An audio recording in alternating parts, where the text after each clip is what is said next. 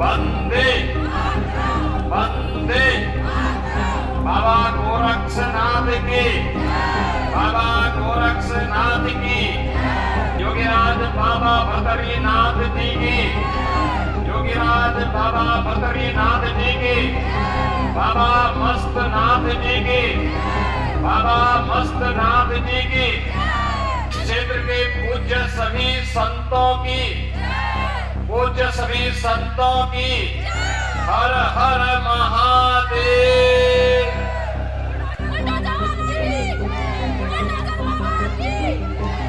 तिजारा विधानसभा चुनाव शुरुआत हो रही, प्रचार की शुरुआत हो रही है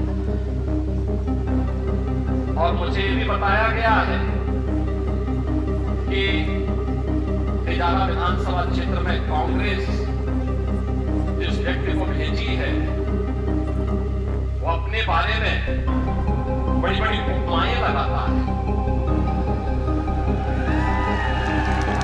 हमने भी सुना भाइयों बहनों, तालिबान का उपचार तो बजरंगबली की गदा ही है। देख रहे हैं ना इस समय गाजा में इजराइल तालिबानी मानसिकता को कैसे कुचलने का काम कर रहा है। सटीक एकदम निशाना मार मार करके। भाइयों बहनों, अराजकता और गुंडागिर्दी या आतंकवाद सभ्य समाज के लिए सबसे बड़ा कलंक है। लेकिन जब आतंकवाद के साथ, गुंडागिर्दी और अराजकता के साथ वोट बैंक की राजनीति जुड़ जाती है तो एक गरीब, एक निरीह, एक महिला, एक व्यापारी और पूरा सभ्य समाज उसकी चपेट में आता है। आज भारत एक नए भारत के रूप में है। एक और प्रधानमंत्री मोदी जी के नेतृत्व में भारत की टीम कैप्टन के रूप में मोदी जी देश को नेतृत्व दे रहे हैं और भारत विकास की नित नई ऊंचाइयों को छू रहा है। आज आप देख सकते हैं कितना विकास भारत ने किया। 1947 से 2014 तक केवल देश के अंदर 6 एम्स बने थे। आज इनकी संख्या बढ़कर के 22 हो गई। मोदी जी ने मात्र 9.5 वर्ष में 22 एम्स बना दिए। IIT, IIM, हाईवे, रेलवे 1947 से लेकर के 2014 तक याद करिए कुल 74 एयरपोर्ट बने थे। मोदी जी ने 74 नए एयरपोर्ट बना दिए मात्र 9 वर्ष में। कांग्रेस जो काम 70 वर्ष में नहीं कर पाई थी, मोदी जी ने वह काम 9 वर्ष में करके दिखा दिया। योजनाओं का लाभ किस तरीके से मिल रहा है, बड़े बड़े इंफ्रास्ट्रक्चर डेवलपमेंट के कार्यक्रम चल रहे हैं।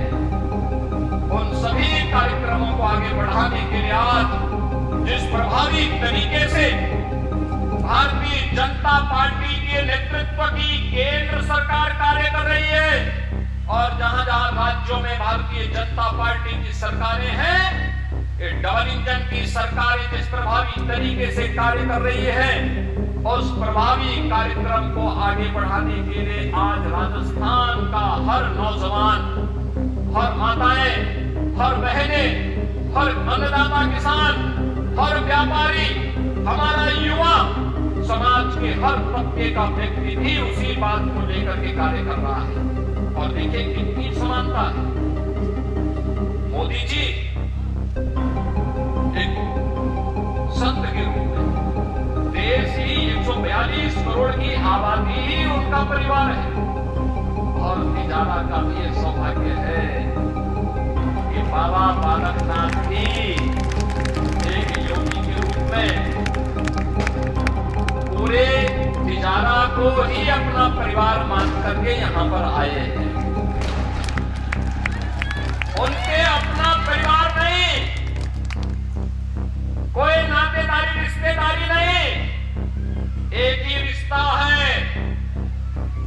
किसी माता को को, किसी बाप को, किसी मां को कहीं कोई कष्ट ना हो, किसी युवा को अपने रोजगार के लिए भटकना न पड़े, हमारे अन्नदाता किसान को किसी के सामने हाथ न फैलाना पड़े, हमारा व्यापारी जो समृद्धि का प्रतीक है वो अपने आप को सुरक्षित महसूस न करे, कोई श्रमिक कहीं अपमानित न हो, समाज में हर तबके में खुशहाली हो। इसी खुशहाली को लेकर के आज वे आपके बीच में आए हैं और भारतीय जनता पार्टी ने उन्हें अपना प्रत्याशी बनाया है। भाइयों बहनों, आपने देखा होगा अलवर में सांसद के रूप में, कांग्रेस के समय में भी सांसद हुआ करते थे, चुनाव के समय देखते थे, फिर अगले चुनाव में ही उनके दर्शन होते थे। मैं अक्सर बाबा बालकनाथ जी से बातचीत करता रहता था, पूछता था कहां है, पता लगता था कि वो अलवर में घूम रहे हैं, अलवर में अपने क्षेत्र में हैं, लोगों से मिल रहे हैं।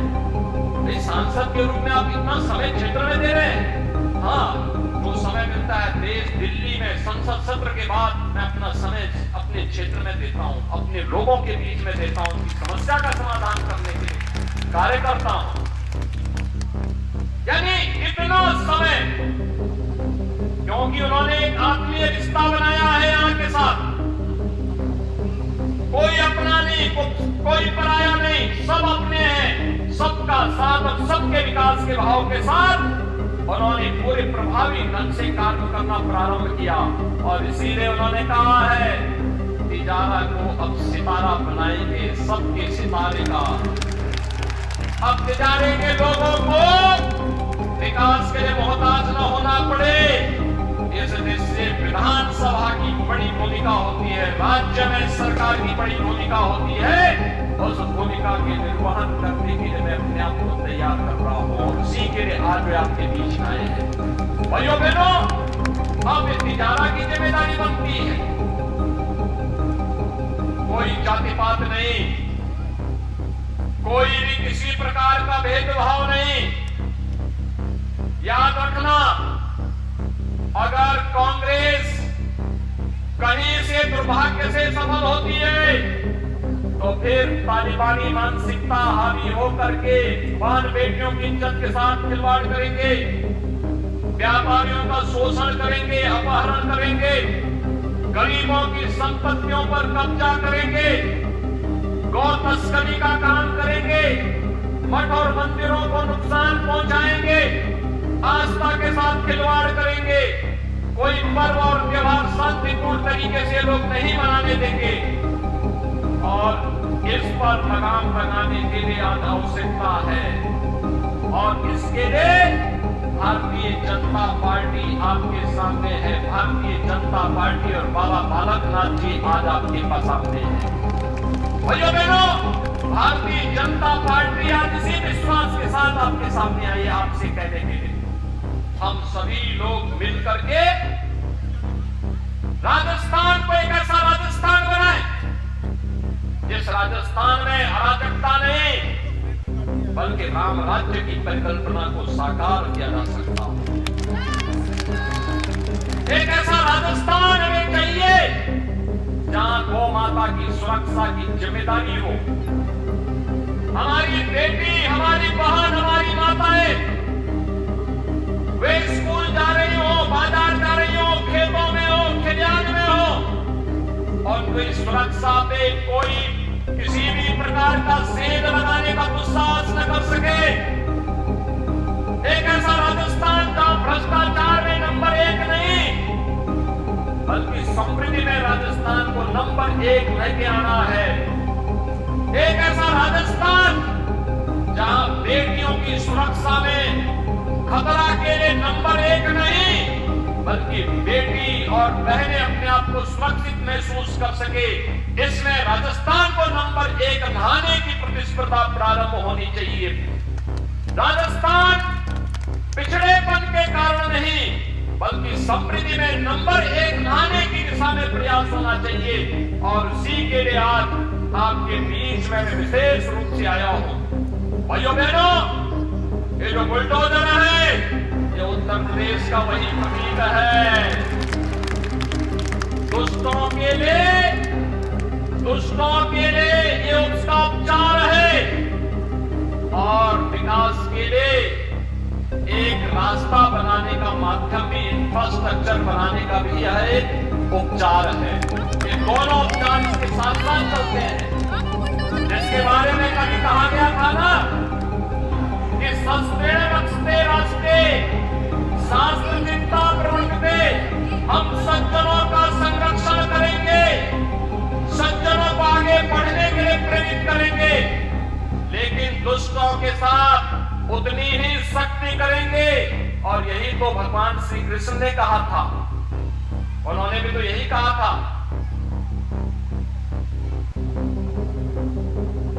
भाइयों बहनों, आज हम सब आपके पास इसी बात को लेकर के आए हैं। राजस्थान विधानसभा चुनाव की शुरुआत तिजारा विधानसभा से हो रही है और आज बाबा बालकनाथ जी का नामांकन भी है। मैं नामांकन के लिए उनको बधाई देता हूं, अपनी शुभकामनाएं देता हूं। पूज्य संतों का आशीर्वाद, बाबा मस्तनाथ जी का, योगीराज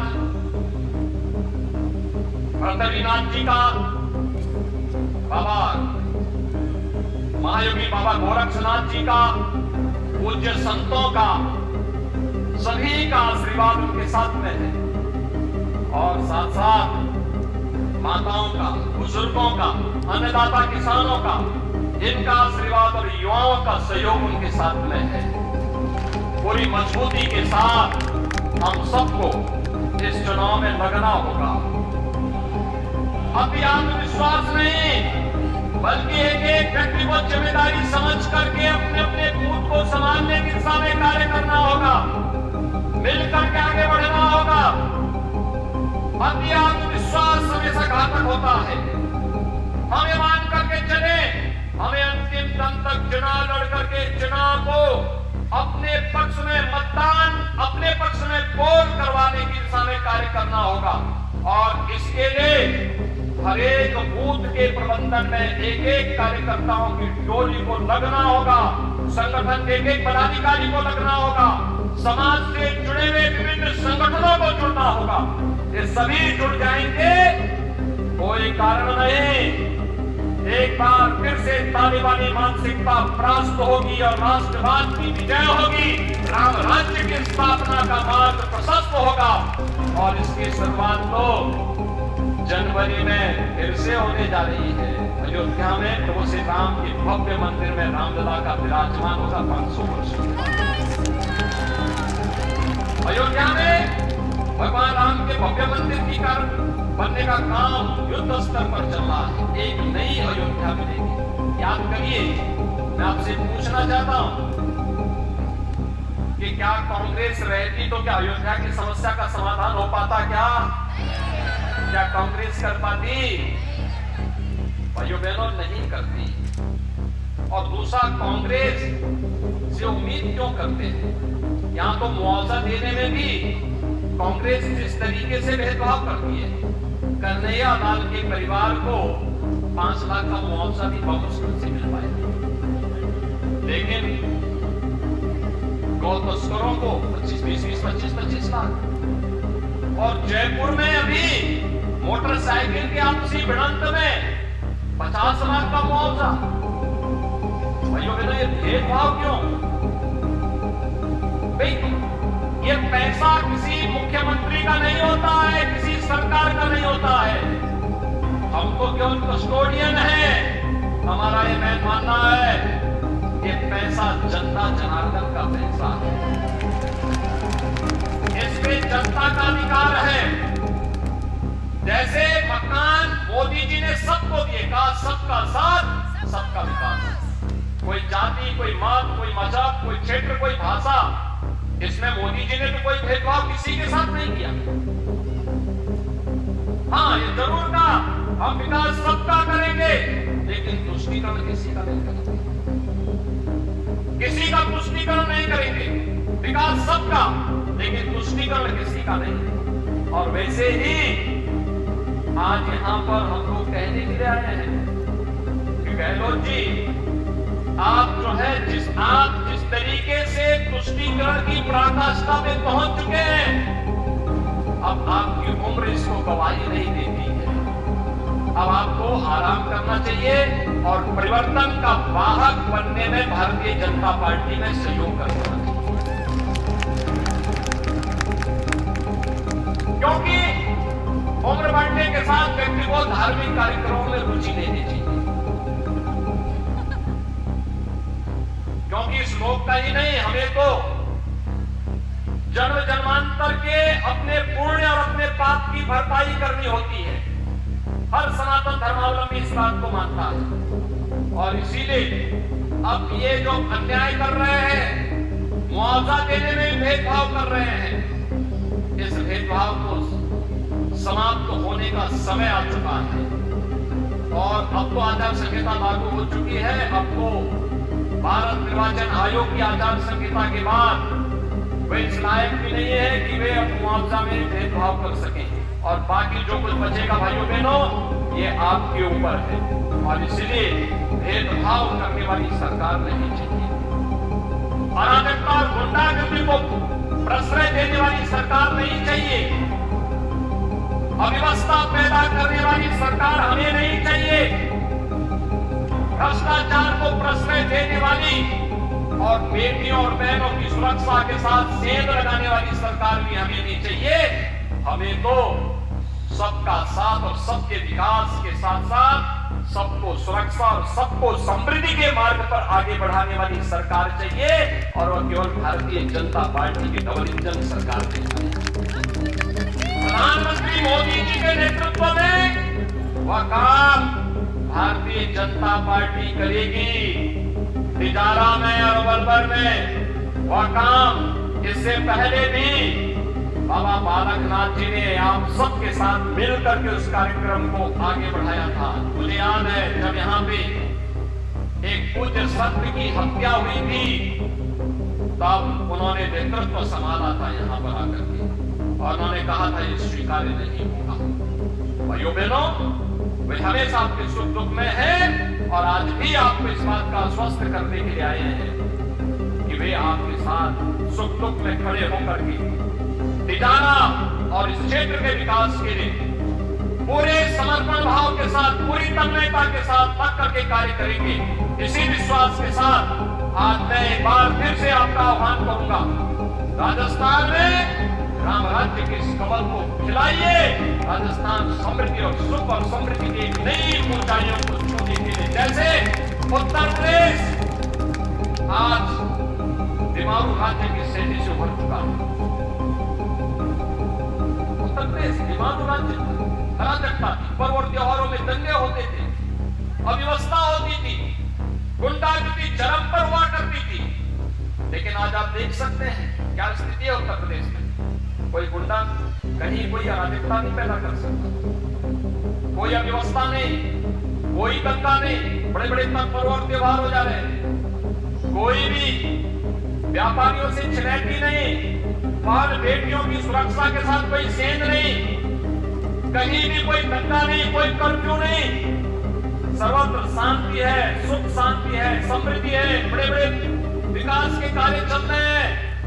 और भाइयों बहनों, उसी कार्यक्रम को आगे बढ़ाने के लिए आज हम सब आपके बीच आए हैं कि उस कार्यक्रम को लेकर के बाबा बालकनाथ जी आपके सामने हैं, आपके पास हैं, उन्हें मजबूत करिए।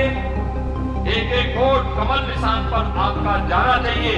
इसमें से आप सभी लोग बाबा बालकनाथ जी को अपना आशीर्वाद दें, और हम सब उनके प्रति अपनी शुभकामनाएं देते हैं कि उनका भारी बहुमत से विजयी होना राजस्थान में और तिजारा में राम राज्य की शुरुआत होगी। इस विश्वास के साथ आप सबके प्रति मेरी शुभकामनाएं।